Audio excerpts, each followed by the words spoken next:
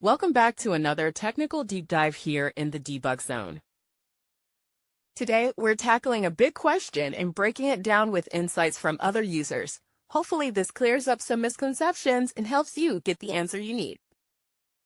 So, buckle up, stay a little curious, and let's jump right in.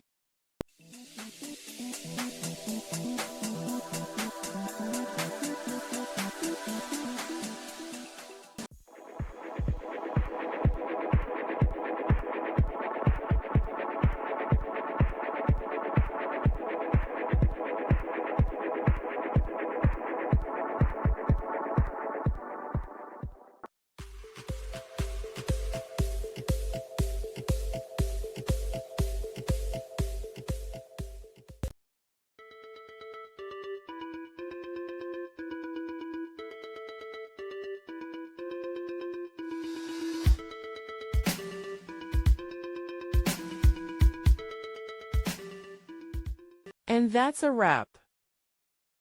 I hope you found the answer you were looking for. If you did, take a second to hit that subscribe button. It really helps out. And let me know in the comments which solution worked best for you. See you next time in the debug zone.